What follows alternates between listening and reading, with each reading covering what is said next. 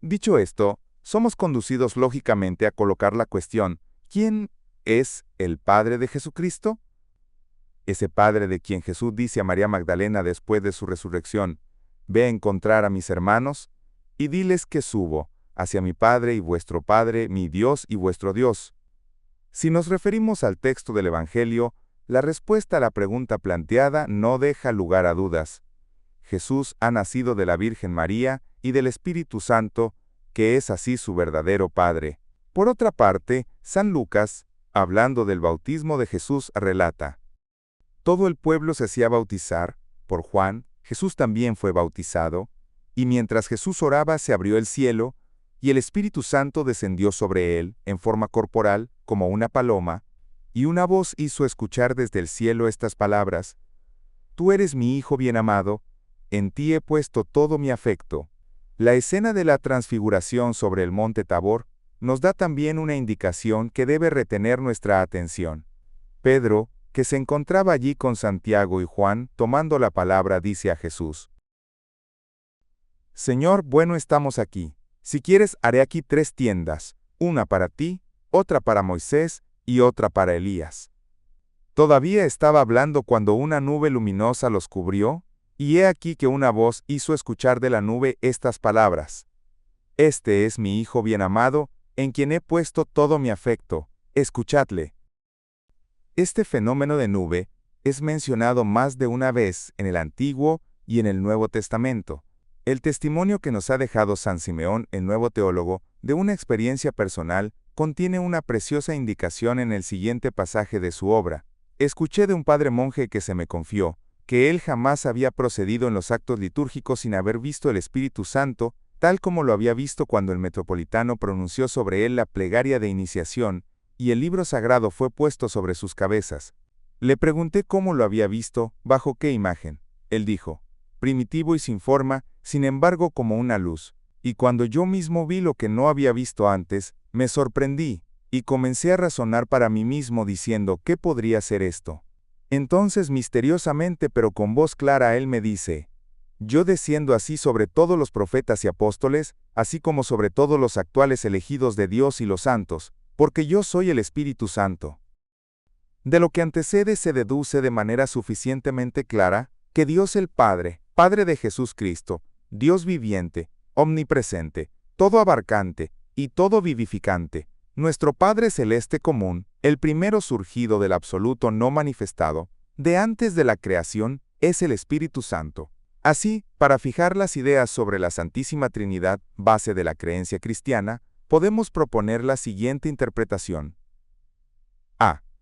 El verdadero Padre del macrocosmos creado es Dios no manifestado que contiene no manifestada toda la Santísima Trinidad. B. Su amor creador absoluto aparece como el Espíritu Santo omnipresente y todo abarcante, todo vivificante y perfecto. Es el Padre del Cristo, el cual se encarna de él de la Virgen María credo. Es también nuestro propio Padre, como más de una vez lo ha dicho Jesús, exhortando a los humanos: vosotros pues sed perfectos como es perfecto vuestro Padre Celestial. Dicho de otra forma, es el absoluto uno, jefe de la primera octava cósmica. C. El Hijo, el Cristo cósmico, Jesús Cristo encarnado entre los humanos, siendo uno con su Padre que es el Espíritu Santo, de quien es inseparable. Sin embargo, nadie puede alcanzar al Padre si no es por el Hijo.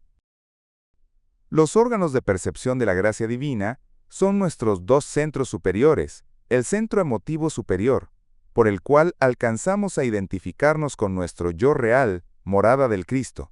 Por allí, y no de otra forma, el hombre entra en contacto con su centro intelectual superior, lo que le permite captar los mensajes de nuestro Padre Celeste. Para entrar franqueando el tercer umbral, en el heroína de su amor absoluto que es la beatitud suprema. El Hijo es, ya lo hemos dicho, el absoluto 2, jefe de la segunda octava cósmica. Así aparece, en el cuadro estrictamente canónico, la imagen de la Santísima Trinidad en sus 3 hipóstasis, consustanciales e indivisibles, Trinidad una, Tribog, Tridios de los eslavos, el Creador, el único Maestro del universo, macrocosmos. Nos es necesario agregar 2 puntos a lo que precede. Primero tenemos que disipar la duda que podría surgir en el espíritu del lector al pensar que se trata de una innovación dogmática. De ninguna manera. Ya hemos dicho en el ciclo exotérico, y lo repetimos aquí, que el universo creado lo ha sido por la voluntad y el sacrificio de autolimitación de Dios no manifestado, por las tres condiciones de la manifestación. Él es entonces, con toda evidencia, el solo y verdadero absoluto, por ese acto de autolimitación ha devenido el único y verdadero Padre del macrocosmos. No es dudoso que en la teogonía esotérica del cristianismo primitivo esta noción de Dios el Padre haya entrado en la definición de la Santísima Trinidad y se convirtiese en dogmática a continuación, sin de todas formas comportar las precisiones de fondo expuestas antes. Porque sería absurdo suponer que esta realidad podía pasar desapercibida o ser negligenciada por los apóstoles y sus discípulos. Pero como tantas otras nociones sutiles que no tenían aplicación práctica en la época, permaneció hermética hasta el tiempo en que su divulgación fue oportuna. El segundo punto sobre el que queremos llamar la atención es la célebre controversia del siglo XI, que culminó en el gran cisma de las iglesias de Occidente y Oriente. El génesis de esta desgraciada escisión en el cuerpo terrestre de Cristo, constituido por su iglesia, remonta al comienzo del siglo XI. Consideraciones de orden político dominaban entonces la controversia.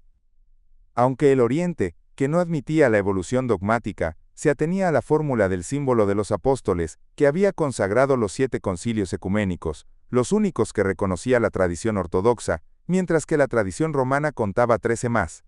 En relación a la definición que acabamos de proponer, es ciertamente más fácil admitir que el Espíritu Santo ha surgido del Padre, dogma ortodoxo, que del Padre y del Hijo, filioco, dogma católico romano, adoptado a iniciativa del emperador Carlomagno, al comienzo del siglo IX en el concilio de Aix-la-Chapelle y en el de Frankfurt.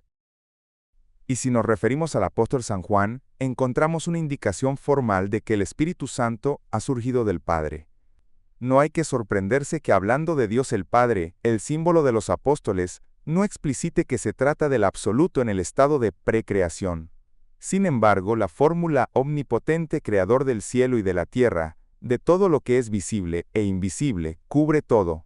Comprendida en ello la interpretación dada con la ayuda del sistema de las 3 octavas cósmicas.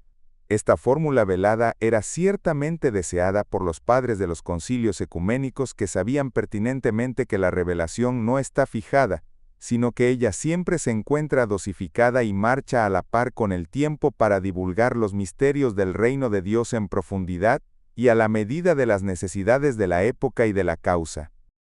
En las páginas anteriores hemos dado en correlación con el sistema de las 3 octavas cósmicas una interpretación del sentido simbólico de la noción canónica de la Santísima Trinidad, consustancial e indivisible. Lo hemos hecho partiendo de la noción de Dios no manifestado, Padre irrefutable de la manifestación, típico Dios todo abarcante, creador del cielo y de la tierra, y de todo lo que es visible e invisible. Comprende en él, ya lo hemos dicho, en el estado de precreación, el conjunto de la Santísima Trinidad en estado no manifestado. Por su pasaje a la manifestación, esta Santísima Trinidad toma el aspecto de 3 hipóstasis canónicas, el Padre, el Hijo y el Espíritu Santo. Simbólicamente atribuimos a Dios el Padre el término de absoluto cero. Así, en el sistema que exponemos, reconocemos la Santísima Trinidad en el conjunto de las nociones: absoluto cero, absoluto uno, absoluto dos. La atribución simbólica a Dios el Padre del número cero tiene un valor real. Recordemos la bien conocida máxima tradicional: todo proviene del cero, para finalmente volver a él. Es necesario remarcar esta sentencia que no es una simple imagen. En efecto, el cero no es el vacío. Ocupa entre los números un lugar determinado y posee propiedades bien definidas. De esta forma, del examen atento de la serie, -4, -3, -2, -1, 0, +1, +2, +3, +4, se deducen las siguientes constataciones. 1. El cero ocupa un lugar central entre dos series de números, positiva y negativa, yendo las dos en ambos sentidos hasta el infinito. 2. Estas dos series han surgido del cero en sentido opuesto y en forma estrictamente equilibrada. Por consecuencia, ellas se neutralizan para volver a entrar, in fine, en el seno del cero, porque en el límite los dos infinitos convergen. Final y matemáticamente, el cero forma parte de los números pares.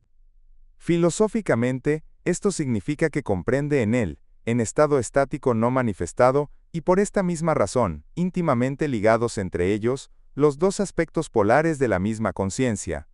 Porque en sí misma la naturaleza de la conciencia es andrógina, estando el yo y el tú, soldados por el amor que vibra a frecuencias infinitamente elevadas.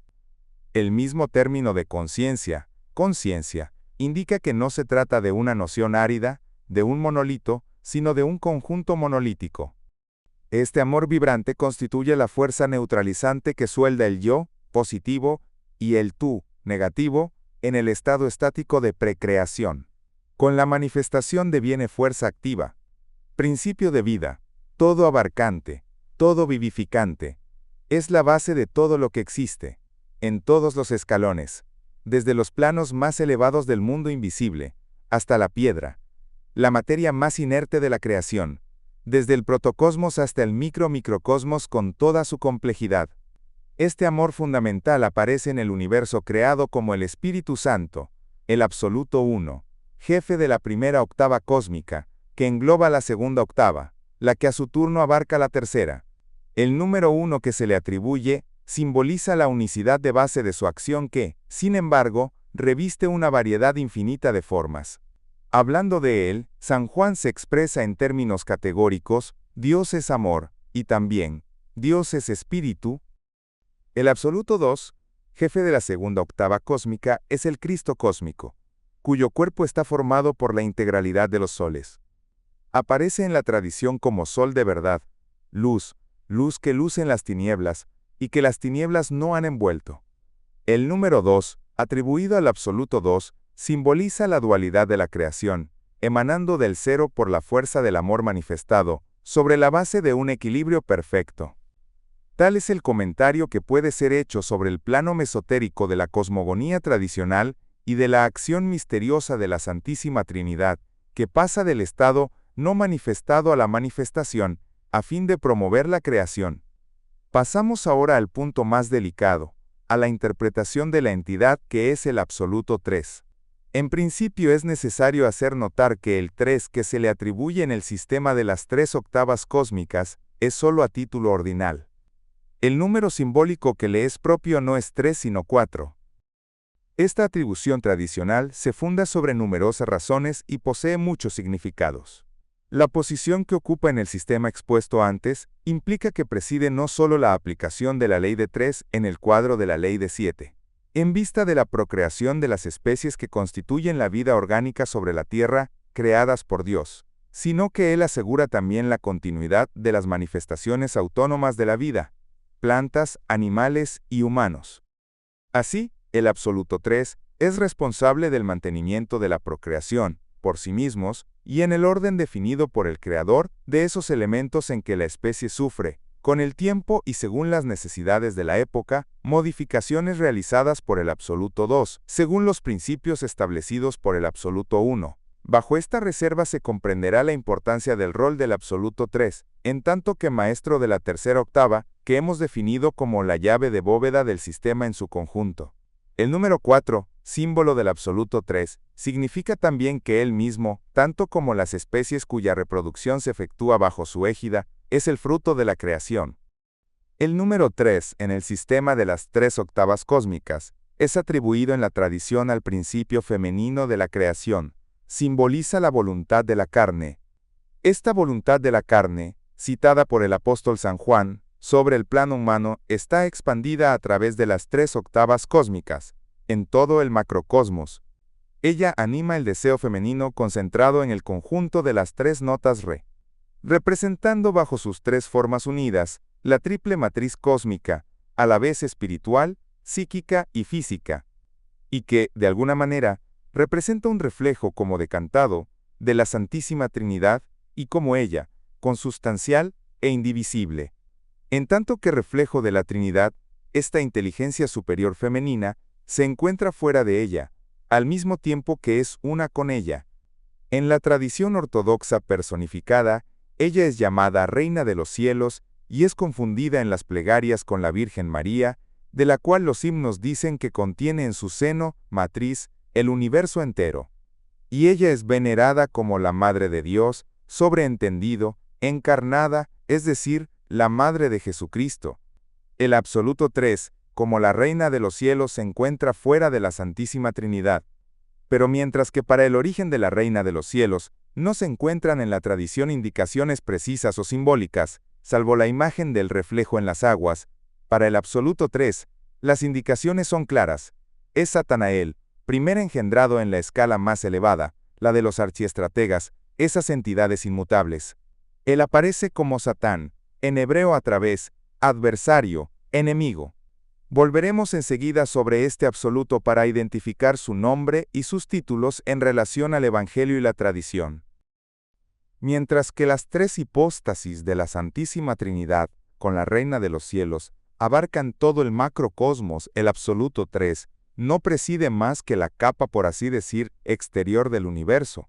En nuestro rayo de creación lo hemos visto, Él es el regente de la vida orgánica sobre la tierra, y está dentro de los límites de la vida psíquica y física de los tres reinos, flora, fauna y hombre.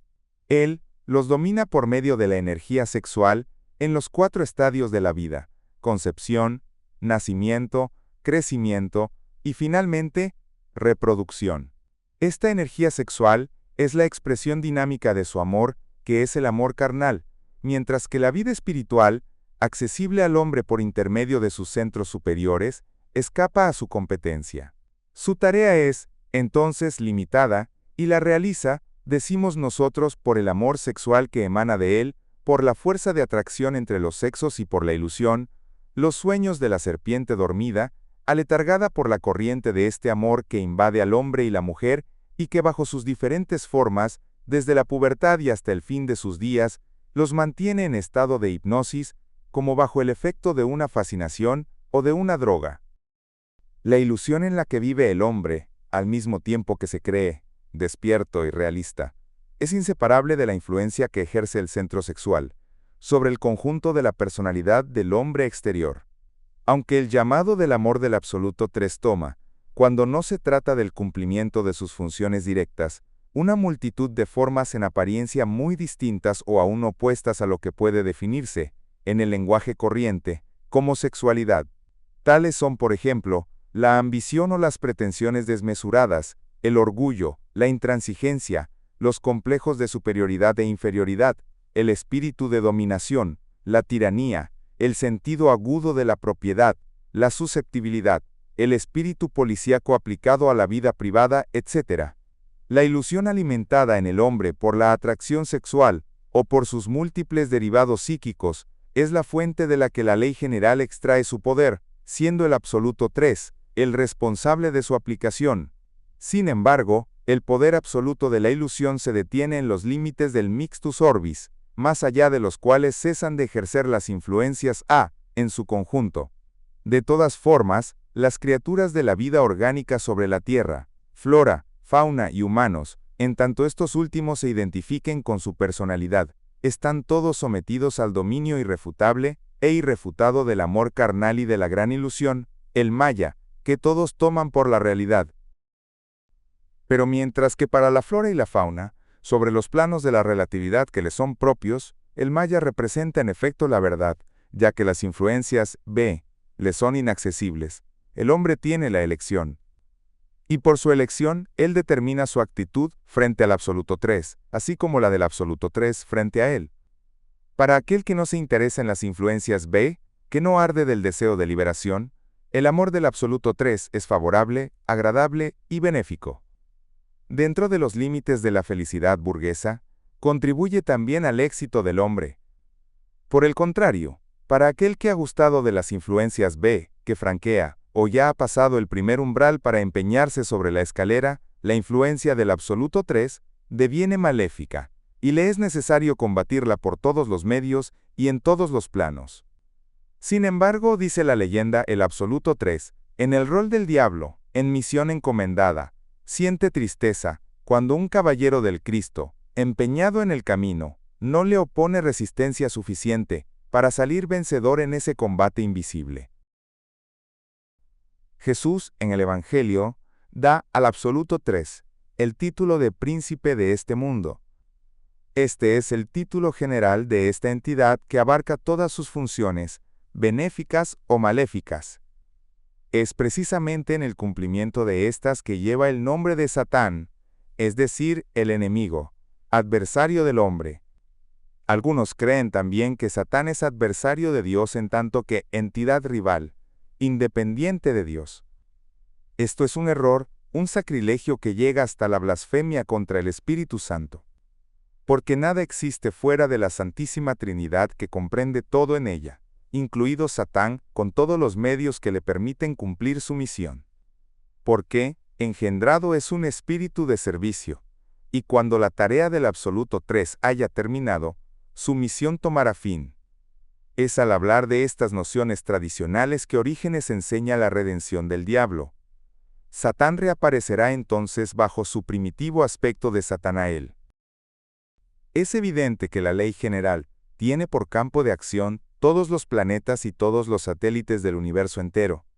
Pero lo que nos preocupa en primer lugar es la acción del Absoluto 3 sobre el hombre, en particular, sobre aquel que se empeña sobre la escalera y arde por alcanzar el segundo nacimiento.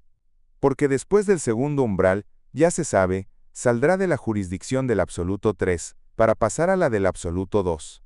Pero para llegar a este resultado, debe combatir y vencer la influencia, para él maléfica, de la ley general, amaestrando el centro sexual por el despertar de la pequeña serpiente aletargada y dormida. Capítulo 10. Hemos visto que el rayo de creación, progresando del absoluto hasta los satélites de los planetas, la luna en nuestro caso, sigue necesariamente la progresión de la octava que la tradición llama gran octava u octava cósmica. Absoluto. Todos los mundos. Nuestro mundo Vía Láctea, Sol, mundo planetario, Tierra, Luna. Tal es el esqueleto del universo. Hemos visto también que este esqueleto está, por así decir, revestido de materia viviente, y que este conjunto forma el macrocosmos, que encierra en él una sucesión de 7 cosmos. Ya hemos examinado el sentido de las nociones de protocosmos, de tritocosmos y de tesuracosmos, correspondiendo estos 4 cosmos a los 4 escalones siguientes del rayo de creación, puntos de aplicación del conjunto del sistema. 1. Absoluto. 2. Mundo estelar abarcando el Sol. 3. Mundo planetario abarcando la Tierra. 4. Mundo de los satélites abarcando la Luna. Macrocosmos, protocosmos, agiocosmos, megalocosmos, deuterocosmos, mesocosmos, tritocosmos, tesaracosmos. En el universo creado, la irradiación de la fuerza creativa original surgida del absoluto penetra, hemos visto cómo, nuestro rayo de creación hasta el último escalón, la luna. En cada uno de los descansos, la irradiación de las fuerzas propias a los escalones Sol y Tierra se asocia a esta fuerza primera, que sin embargo acusa en el curso de su ruta una pérdida de carga. Considerados como centro de radiaciones, estos 4 puntos que hemos llamado puntos de apoyo resuenan cada uno como un do, y entre estos 4 do se sitúan 3 octavas, las de su irradiación cósmica. Ellas son descendentes en relación a su funcionamiento y su desarrollo se produce según la ley de 7. Hay entonces 3 intervalos entre las notas do y si, y otros 3 entre las notas fa y mi. Los intervalos entre las notas do y si, de estas octavas de irradiación, son colmados desde adentro ya que ellos se sitúan dentro del absoluto mismo, en el Sol y la Tierra. Siguiendo las 3 octavas de irradiación hasta el límite del universo, representado por la Luna en nuestro rayo de creación, la fuerza creadora surgida del absoluto es secundada en el curso de las octavas siguientes por la irradiación del Sol y de la Tierra. Absoluto, do, intervalo lleno, si, la, sol, fa, intervalo, mi, re, sol, do, intervalo lleno, si, la, sol, fa, intervalo, mi, re, tierra. Do, intervalo lleno, si, la, sol, fa, intervalo lleno, mi, re, luna, do. Esta fuerza crea así toda una escala de valores de sustancias tipo, yendo del átomo del absoluto, hasta la materia pesada que hemos designado simbólicamente por la palabra piedra.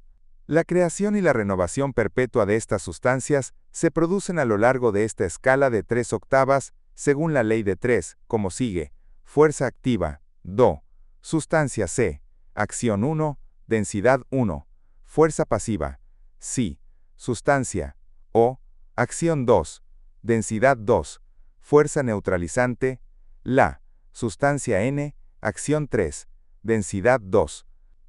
Todo esto en hidrógeno 6.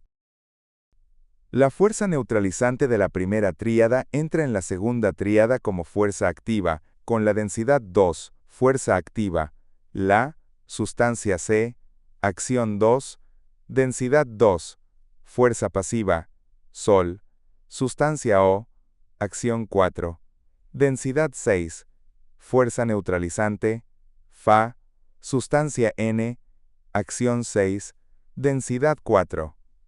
Hidrógeno 12.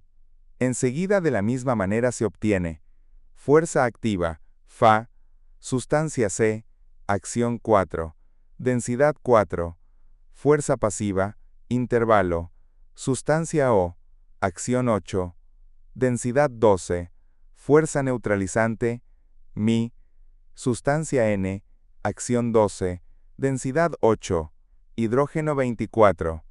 Después, fuerza activa, Mi, sustancia C, acción 8, densidad 8, fuerza pasiva, Re, sustancia O, acción 16, densidad 24, fuerza neutralizante, Do, sustancia N, acción 24, densidad 16, hidrógeno 48. La fuerza neutralizante de la primera tríada entra en la segunda tríada como fuerza activa, con la densidad 2. Prosiguiendo el cálculo en forma análoga, en el curso de la segunda y de la tercera octava de irradiación, se obtiene una escala de sustancias tipo, de valores determinados, que partiendo del hidrógeno 1, propio del absoluto no manifestado, comprende 12 grados consecutivos, del 16 a hidrógeno 12.288, yendo del absoluto a la Luna, pasando por el Sol y la Tierra.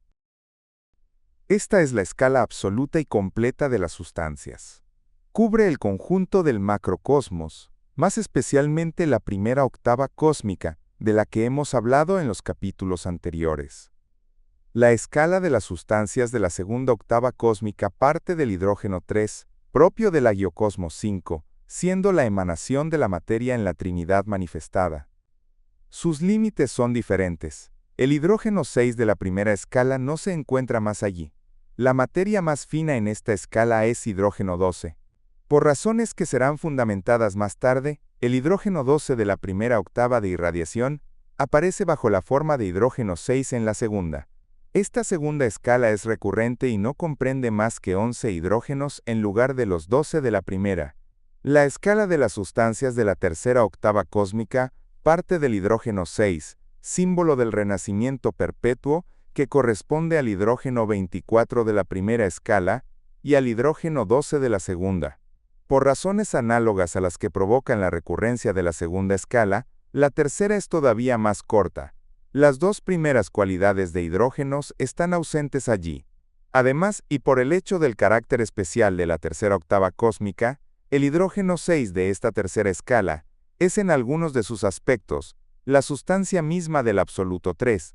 En efecto, si el absoluto 2, lo mismo que el absoluto 1, se sitúan en tanto que creación, fuera de sus respectivas escalas que deben ser consideradas como emanando de ellos, pero extrañas a su sustancia, es la sustancia misma del absoluto 3, en tanto criatura quien forma los elementos de la escala superior, límite de la tercera octava de hidrógenos, la cual se encuentra así reducida a 10 sustancias tipo. Esta tercera escala es la que comprende en ella la totalidad de las sustancias con que está formada la vida orgánica sobre la Tierra. He aquí entonces la tabla completa de los hidrógenos con sus 3 escalas, según lo que acabamos de exponer. Primera escala: hidrógeno 6, hidrógeno 12, hidrógeno 24, hidrógeno 48, hidrógeno 96, hidrógeno 192, hidrógeno 384, hidrógeno 768, hidrógeno 1536, hidrógeno 3072, hidrógeno 6144, hidrógeno 12288. Segunda escala, hidrógeno 6, hidrógeno 12, hidrógeno 24, hidrógeno 48, hidrógeno 96, hidrógeno 192, hidrógeno 384, hidrógeno 768, hidrógeno 1536, hidrógeno 6144. Tercera escala, hidrógeno 6, hidrógeno 12, hidrógeno 24, hidrógeno 48, hidrógeno 96, hidrógeno 192, hidrógeno 384, hidrógeno 768, hidrógeno 1536, hidrógeno 3072. Acabamos de ver que la tercera escala es la que concierne a la vida orgánica sobre la Tierra. Sin embargo, solo el hombre, entre todos los elementos que constituyen la vida, utiliza, o más precisamente, puede utilizar en su integralidad, por el desarrollo completo de su personalidad, todos los hidrógenos de la tercera escala en todos sus matices, mientras que los dos primeros hidrógenos de la escala inicial le son inaccesibles. No formando parte de las sustancias planetarias, ellos forzosamente faltan en el organismo humano de los hombres exteriores, así como en los hombres interiores. La escala aplicable al hombre, a su estudio y a su desarrollo, se presenta así. Hidrógeno 6, sustancia utilizada por el centro intelectual superior. Hidrógeno 12, sustancia utilizada por el centro emotivo superior y por el centro sexual. Parcialmente, por el centro emotivo inferior, parte positiva, finalmente por el centro magnético. Hidrógeno 24, sustancia utilizada por el centro motor, utilizada frecuentemente por el centro emotivo inferior, parte negativa. Hidrógeno 48, sustancia utilizada por el centro intelectual inferior. Hidrógeno 96, magnetismo animal, aire rarificado de las altas montañas. Fuego en la sangre, en la terminología de ciertas escuelas. Hidrógeno 192, aire ordinario. Gases pesados, líquidos volátiles, sangre sin fuego. Hidrógeno 384, agua. Líquidos pesados. Hidrógeno 768, tierra. Alimentos sólidos. Hidrógeno 1536, lignina, maderas duras, etc. Hidrógeno 3072, metales, minerales, piedras. Tal como aparece en el capítulo siguiente, el trabajo del organismo humano, físico y psíquico, comprende un doble movimiento de transmutación de elementos, el uno yendo al encuentro del otro. Así ellos se equilibran, uno partiendo de lo fino a lo grosero, el otro de lo grosero a lo fino. Toda la posibilidad de evolución esotérica del hombre reside en la integración de este último movimiento, el otro se desarrolla automáticamente. La transmutación de los elementos del plano grosero hacia el fino exige, a partir de un cierto estado propio a la persona, esfuerzos conscientes, a veces hasta superesfuerzos. El movimiento inverso, acabamos de decirlo, seguirá al primero automáticamente y sin esfuerzos. Se encuentra un proceso análogo, pero en sentido inverso, en la acción de la parte psíquica de la gama que asegura la concepción física. No es necesario creer, sin embargo, que este doble movimiento equilibrado sea constituido en cada caso y en cada sentido por un único proceso. Se trata de una y otra parte de un haz de procesos paralelos. En un hombre no encuadrado, en el trabajo esotérico, este haz es pequeño, pero generalmente muy sólido. A medida del crecimiento y desarrollo de la personalidad, el proceso se complica y gana en finura. Sin embargo, en el hombre exterior, y en tanto que la personalidad permanezca desarrollada en forma incompleta y desequilibrada, el haz sufre de una debilidad inversamente proporcional, lo que al límite permite comprender todo, pero no tener poder. Después del segundo umbral, por el nacimiento de la individualidad, este doble haz equilibrado forma un instrumento completo de una sensibilidad y una potencia incomparable a aquellas que puedan existir en el hombre exterior. Existen aún dos escalas de hidrógenos inferiores, aplicables los unos a la fauna y los otros a la flora. La fauna y la flora representan las notas sol y fa de la vida orgánica sobre la Tierra.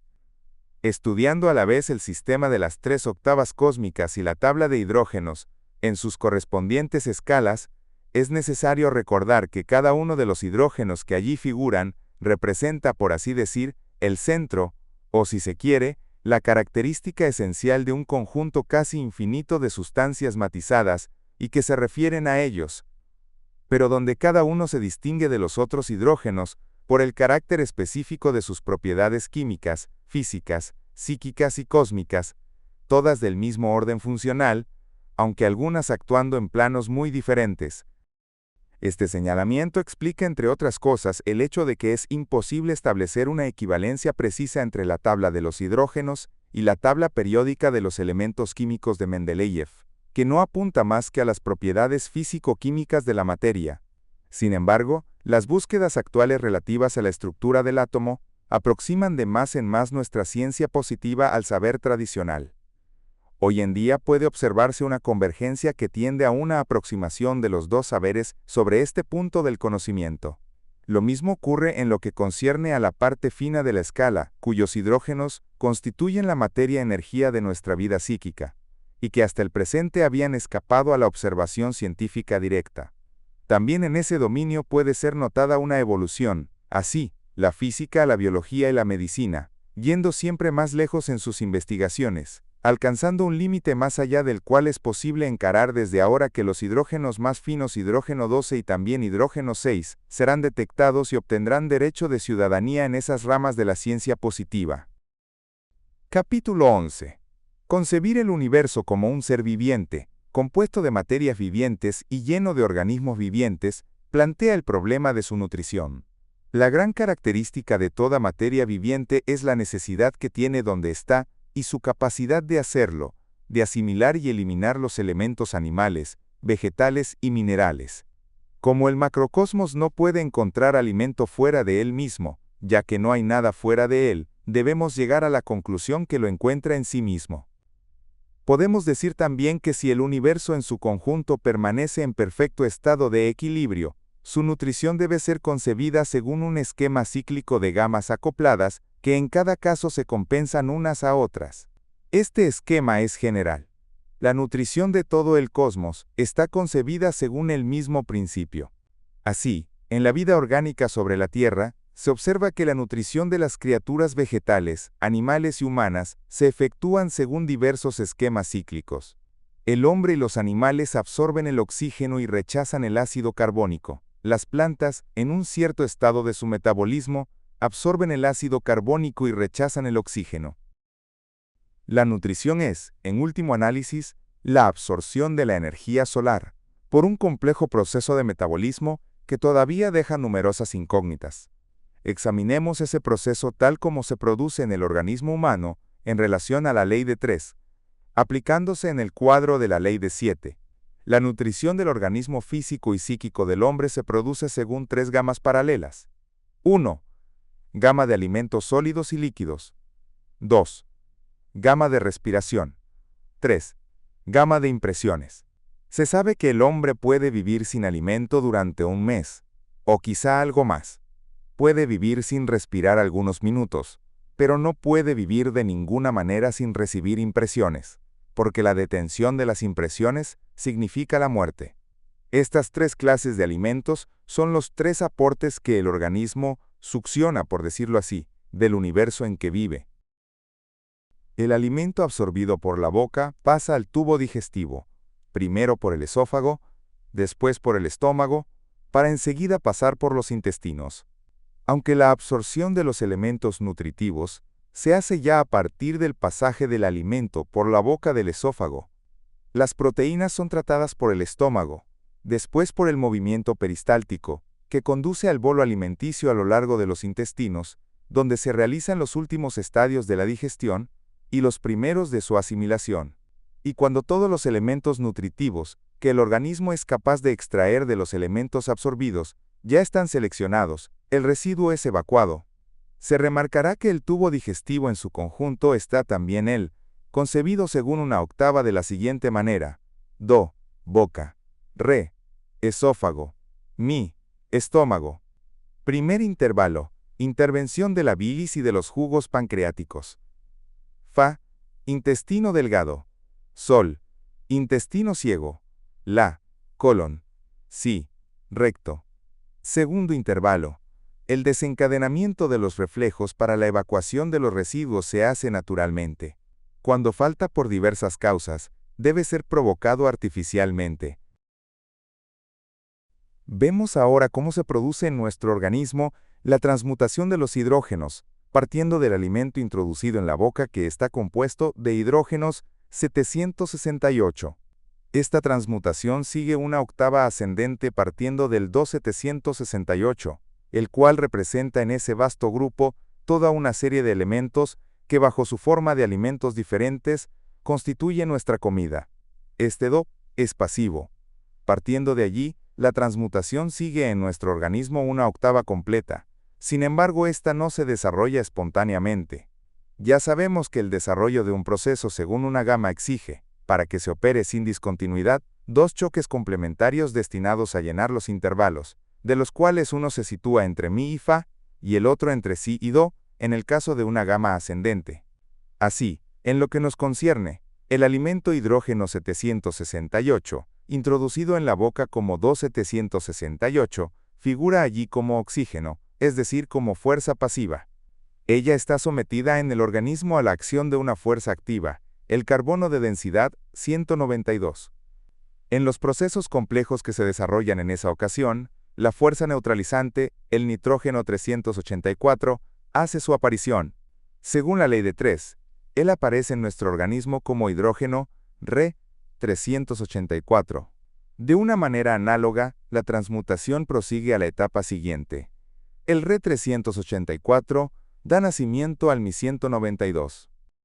Para precisar, repitamos que la gama ascendente de transmutación de las energías extraídas de la comida, como toda gama de evolución, está equilibrada por otra gama descendente que corresponde a la formación de los desechos del metabolismo. En cada nota se hace entonces esta operación de la tríada, aunque lo que nos interesa en primer lugar son las energías que el organismo puede extraer de los alimentos, progresivamente tratados en cada nota de la gama ascendente de la transmutación de los elementos. El hidrógeno 192 es ya una energía relativamente fina, sin embargo aparece lo mismo que las notas precedentes, como fuerza pasiva. Señalamos todavía una vez más, para evitar un malentendido que a veces surge sobre este punto de estudio, que es necesario no confundir el vehículo de la energía con la energía misma. El Mi 192 no encuentra en el organismo, como es el caso para el Do 768 y Re 384, una fuerza activa que la ataque. Alcanzando el intervalo que separa el Mi del Fa de esta gama, el proceso de transmutación deberá entonces detenerse. Para que continúe progresando, es necesario, en efecto, que el Mi 192, de naturaleza pasiva, reciba un choque complementario. Este choque es dado por la respiración. El aire penetra en los pulmones como Do 192, activo. Allí entra en contacto directo con Mi 192 y lo dinamiza, comunicándole una parte de su energía. Así él supera el intervalo y permite el proceso de transmutación, alcanzar la nota Fa 96. Así llegamos por transmutación a la primera sustancia, hidrógeno 96, de los elementos que escapan al análisis físico-químico en el estado actual de la ciencia. Con el Fa 96 comienza en efecto la serie de las 4 sustancias consideradas como indetectables por la ciencia positiva. Sin embargo, su presencia es sentida.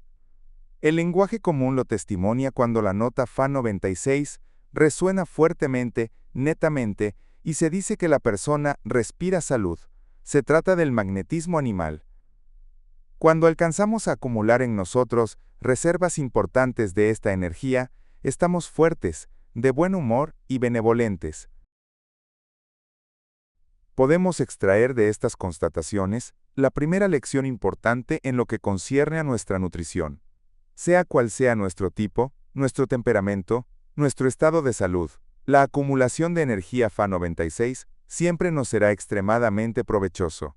Ella permite, en los límites posibles desde el punto de vista esotérico, la puesta en práctica de la máxima, mens sana, in corpore sano. El Fa96, resonando fuerte y neto, sigue siendo la base indispensable para que el desarrollo de la vida psíquica y moral se haga en las mejores condiciones posibles. Desde el Fa96, no hay intervalo a colmar para pasar al Sol 48, tampoco hay entre Sol 48 y la 24, ni entre la 24 y Si12. Esta última energía Si12 se produce en nosotros en gran cantidad con la condición de que la comida respete los principios de una dieta sana, que sea rica en sustancias nutritivas sin ser demasiado abundante. Los excesos retardan la transmutación, especialmente al nivel de la 24, provocando perturbaciones de naturaleza muy diversa, entre ellas la obesidad. Para que el proceso siga fácil y plenamente el desarrollo de una gama, la comida debe satisfacer las condiciones psicológicas que la hagan atractiva. Desde el punto de vista material, debe ser equilibrada en su composición, preparada con cuidado, presentada en un orden lógico. El orden del menú debe responder a una gama que corresponda a los estados fisiológicos de la digestión. Todas estas exigencias son a menudo descuidadas. La respiración plena y fuerte constituye una segunda condición indispensable para la formación abundante y satisfactoria en calidad del Fa96. Este imperativo es la razón de ser de los ejercicios respiratorios, que doblan los efectos de la respiración refleja instintiva, cuando ellos son bien conducidos, pero son de gran riesgo cuando se los practica, sin los consejos de una persona experimentada. Examinemos ahora un poco más en detalle el significado de cada nota de la primera octava de nutrición. Do 768 corresponde al placer de la mesa, a la calidad de los alimentos, a la manera en que son preparados. Estos últimos factores predisponen a nuestro organismo a asimilar los alimentos en las mejores condiciones psicológicas. Además responde a las transformaciones y también a la absorción directa de los alimentos por la boca, absorción sublingual. Re 384 corresponde a la absorción de las energías en el curso de la digestión en el tubo digestivo. Mi 192 corresponde al estadio del corazón. Fa 96, ya lo hemos dicho, es el magnetismo animal. Resulta de la oxidación de la sangre venosa. La sangre que parte de los pulmones debe ser roja, encarnada, por el hecho de la oxigenación perfecta. Es necesario que el fuego arda en la sangre, dice la tradición. Sol 48 es una de las energías propias al centro intelectual inferior. Si la comida es de mala calidad, el trabajo intelectual se resiente. Es la base, el soporte de nuestra capacidad de pensar. Se sabe que el primer efecto de la alimentación insuficiente es el debilitamiento de la capacidad de concentrar el pensamiento y la actitud para crear concepciones. La 24 asegura el vigor de nuestro organismo. La capacidad de movimiento de este, asegurada por el centro motor en todos los escalones interiores y exteriores, dependen en primer lugar de la calidad de la comida. Es necesario entonces insistir nuevamente sobre la calidad de los alimentos. Hay una sensible diferencia entre el régimen carnívoro y vegetariano, entre el alimento caliente y frío, etc. Si12. La producción de la energía sexual en Si12 corona la evolución de esta gama. La energía Si12 es polivalente, es decir que puede ser utilizada según tres modalidades. La primera es, podría decirse, la utilización de base, la utilización natural. La energía Si12 sirve de alimento al centro sexual, está destinada al acto sexual, y por ahí asegura la reproducción de la especie. Esta reproducción se hace a partir del Do 6, según una gama descendente, tal como ha sido expuesto en el capítulo 8, relativo a la naturaleza y al rol del absoluto 3 en la tercera octava cósmica. Sin embargo, el pasaje del Si12 al Do 6 se expone a un segundo intervalo. Son precisamente las notas Si, La, Sol y Fa de la tercera octava cósmica las que llenan este intervalo. Como ya lo hemos visto, ellas forman en su conjunto la fuerza neutralizante que, in fine, constituyen el lazo entre el Si 12, activo masculino, y el Si 12, femenino pasivo. Las dos otras utilizaciones de la energía Si 12 son muy diferentes. Ambas representan, sin embargo, un consumo interno de esta energía, ya se trate del organismo masculino o femenino. Uno es contra natura. Usurpado por el centro motor, el Si 12 sirve entonces de combustible, alimentando las partes negativas del centro emotivo y del centro intelectual inferiores para la formación de emociones negativas. Esta cuestión está tratada en detalle en la tercera parte de este volumen. Indicamos los métodos por los cuales es posible luchar contra esas tendencias y asimismo sacar provecho. Repitámoslo, esta utilización, muy corriente entre los humanos, no solo es contra natura, sino especialmente nociva. Destruye efectivamente el organismo psíquico y a través de él, el cuerpo. La otra utilización de la energía, Si 12, es igualmente contra natura o sobre todo antinatural. Sin embargo, difiere profundamente de la anterior. Porque si el consumo de Si 12 por las emociones negativas se hace mecánicamente, su utilización en este último caso resulta de los esfuerzos conscientes y sostenidos. La teoría de este modo de empleo del Si 12 consiste en que, en lugar de derrochar esta preciosa energía en el acto sexual, arrojándola del organismo, el hombre exterior debe almacenarla, para acelerar la formación del cuerpo astral, es decir, el crecimiento y el desarrollo de su personalidad subdesarrollada. Existen muchos motivos para utilizar la energía Si 12 con este fin. Todos conducen a una aceleración notable del desarrollo esotérico de la personalidad. En general, ellos comportan la abstinencia sexual, acompañada de una concentración emotiva e intelectual. Al mismo tiempo, el centro motor se tiene ocupado de manera apropiada durante la operación, y cada vez que ella se emprende, de forma de evitar su injerencia en el proceso, injerencia por la cual este centro tiende a usurpar la energía Si 12 y canalizarla para el orgasmo. Tal es, por otra parte, el método generalmente utilizado en la práctica monástica. El desarrollo de la gama de respiración, la segunda octava de nutrición, comienza en los pulmones por el contacto del Do 192 con el Mi 192, al cual se encuentra comunicada una parte de su energía activa. Desde allí, por un proceso análogo al que hemos observado al comienzo de la primera octava, el Do 192 pasa sin trabas al Re 96, después al Mi 48, donde la evolución de la gama se expone al intervalo. En el común de los hombres, la transmutación de los elementos se detiene allí, porque la naturaleza no provee ella misma un choque complementario, como en el caso de la primera octava. De todas maneras, este choque puede ser introducido, en forma análoga al caso precedente, no más mecánicamente sino por un esfuerzo consciente. En ciertas condiciones, de las cuales acabamos de exponer la naturaleza, el Do de la tercera octava de nutrición, la de las impresiones, activada, puede comunicar una parte de su energía al Mi 48, de naturaleza pasiva, lo que permite a éste llenar el intervalo y pasar en el orden de las transformaciones al Fa 24.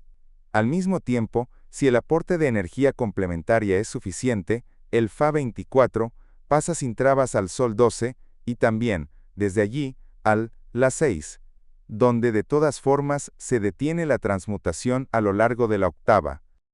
La tercera octava, la de las impresiones, comienza por el Do 48.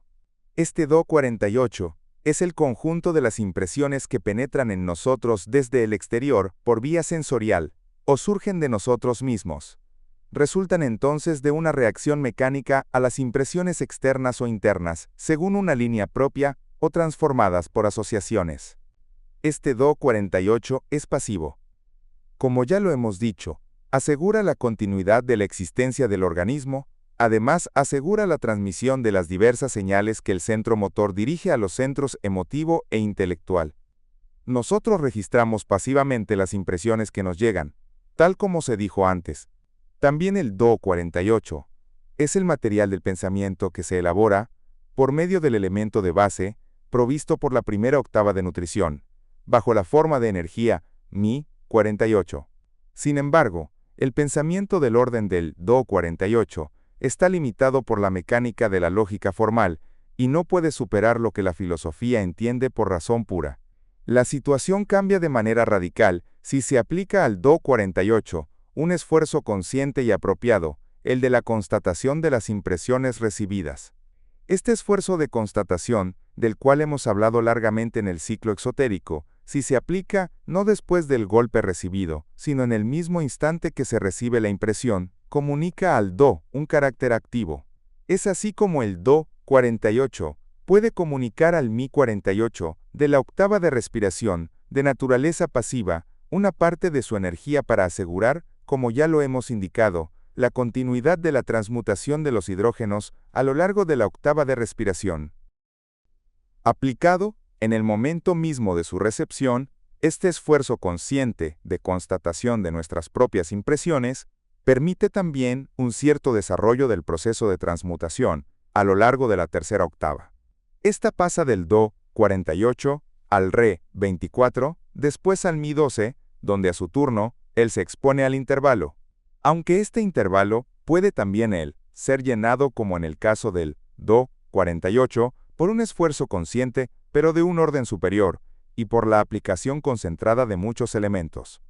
En la literatura especializada se encuentra más de una alusión a este segundo esfuerzo complementario y consciente, pero consciente o inconscientemente, nosotros no podemos juzgarlo. Este problema capital es tratado en forma incompleta.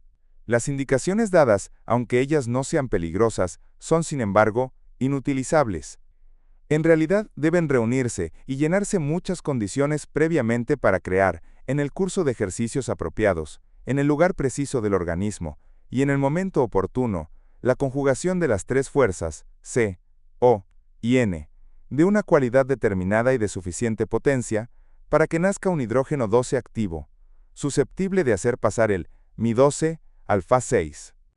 Esta operación, se lo concibe fácilmente, exige todo un entrenamiento especial fundamentado igualmente sobre las octavas de nutrición, entrenamiento por la constatación de ciertas impresiones exteriores e interiores, entrenamiento relativo a la respiración, y finalmente, entrenamiento de la transmutación lateral del Si 12 en Sol 12.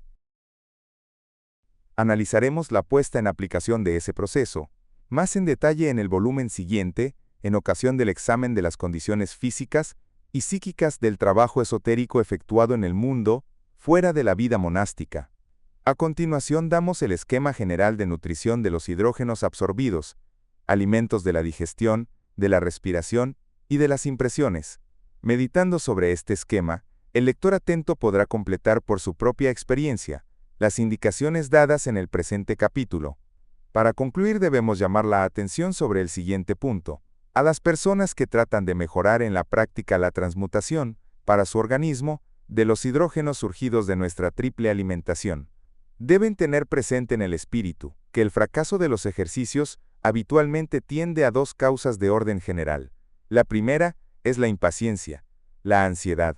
La segunda, el no respeto del equilibrio en el funcionamiento de las gamas acopladas. Porque un aporte de potencia en un cierto sentido en cualquier punto de un ciclo debe ser obligatoriamente compensado con un aporte en el sentido opuesto, en el ciclo que constituye el otro elemento de la pareja. Capítulo 12. En el preámbulo del tema del universo, decimos que en la era del Espíritu Santo que rápidamente se aproxima, todo debía ser expuesto a la luz del día. Todos los secretos científicos, así como las profundidades del conocimiento esotérico, cuya revelación integral ha sido prometida. Así serán manifestadas todas las desviaciones del espíritu, funcionalmente investigador del hombre, ávido de aclarar a todo precio las lagunas de su conocimiento. Este deseo mucho más fuerte que él, al cual, por otra parte, nadie sabría oponérsele, lo empeña en buscar la solución de los grandes problemas de orden cósmico y de orden humano, mientras que solo dispone de una parte, frecuentemente de una pequeña parte, de los datos que le permiten resolverlo. De ello resulta que sus esfuerzos están marcados, a menudo de errores de concepción que a veces llegan a la herejía. Sin embargo, persevera en esos recalentamientos mentales, mientras que faltando la revelación, estos problemas no podrían encararse. Prontamente él debe constatar la inanidad de sus silogismos. Recurre entonces al pensamiento colectivo, y apela a la opinión pública para que una mayoría, en el seno de asambleas o de concilios de toda clase, transitar las cuestiones más oscuras y delicadas. La Vox Populi no es la Vox Dei, sin embargo el tiempo está próximo en que todo, comprendido en ello los errores, las herejías y las mentiras, deberán ser reconocidas para ser rectificadas. Se le aparecerá al lector que la ignorancia del sistema de las 3/8 cósmicas no permiten encontrar una solución válida a los grandes problemas de la vida que han inquietado siempre y siempre perturban al espíritu humano sediento del conocimiento superior. Es en el grado actual de la revelación, sobre la base de los datos expuestos, cuando podemos abordar esos problemas sin riesgo de equivocarnos en una empresa realizada con medios insuficientes. Desde mis más lejanos tiempos, el del mal figura entre los grandes problemas dejados sin respuesta. Sin el conocimiento de la ley general, de su sentido y de su necesidad orgánica, es imposible resolver este problema, o de descifrar el simbolismo del Génesis que da su clave. Abordamos la cuestión por medio de un examen de los símbolos, tal como los proponen los textos sagrados. Generalmente no se toma en cuenta el hecho capital de que el árbol del conocimiento del bien y del mal es el único y mismo árbol que a la vez tiene los frutos de uno y del otro, los que de esa manera se neutralizan. El hecho más paradojal aún es que las ramas que tienen esos frutos de opuesto gusto nacen del mismo tronco, y en consecuencia se nutren de la misma savia, y que ese mismo tronco crece de las mismas raíces. En materia de simbolismo realmente esotérico, todos esos detalles cuentan. Además, generalmente no se piensa que el árbol de la vida está colocado según el Génesis, en el mismo jardín del Edén, en consecuencia no muy lejos del árbol del conocimiento del bien y del mal. Así, estos dos árboles hunden sus raíces en el mismo suelo, se alimentan de las mismas aguas, y tienen la misma comida terrestre. El sistema de las 3/8 cósmicas hace más claro el sentido profundo de estos símbolos. Sin embargo, se argumentará que si el árbol del conocimiento del bien y del mal puede ser admitido como la expresión simbólica de la 3/8 cósmica, y el árbol de la vida como representación de la segunda, ¿cuál es entonces en el discurso bíblico el símbolo de la 1/8 cósmica, ya que el Génesis no habla de un tercer árbol? El lector, en su investigación de la analogía, concentrará su atención sobre el mismo sistema de las 3/8 cósmicas. Constatará entonces que si la tercera y la segunda octava nacen respectivamente de la segunda y de la primera, ésta no podría emanar de la octava precedente, ya que ella no existe. Según las reglas de la simbología esotérica, no podría entonces ser representada por un tercer árbol, es decir, por una existencia subordinada, mientras que ella ha surgido de sí misma. También ella encuentra su expresión en el simbolismo del Génesis, en el mismo suelo del paraíso, que Dios había plantado en Oriente. Prosiguiendo el estudio del sentido simbólico del discurso, fundándonos en el sistema de las 3/8 cósmicas, podemos abordar el problema del mal, dándole en el cuadro el conjunto de la estructura del universo. Deviene evidente, entonces, que no existe un mal absoluto que se situaría a escala cósmica. El mal relativo que observamos, y de quien somos los artesanos y las víctimas, así como el sufrimiento, la tristeza, las enfermedades y la muerte, son el resultado directo del pecado original. Original no solo en el sentido histórico y adánico, sino también y sobre todo, porque es repetido y vivido por cada uno de nosotros, en el momento de la toma de conciencia, en la infancia del yo, de nuestra personalidad. La identificación del hombre con su personalidad subdesarrollada es la repetición integral para cada uno de nosotros de la caída de Adán, sobre un plano actual y personal. Esta identificación es un grosero error. Yendo al fondo del problema, es necesario constatar, sin embargo, que este error es aceptado por nosotros de buen grado. Desde entonces el yo real, por mucho que se admita esta noción, se nos aparece como otro, como diferente a nosotros. Un otro que nosotros tenemos, y frente a quien tomamos, sino una actitud hostil, al menos una actitud de defensa.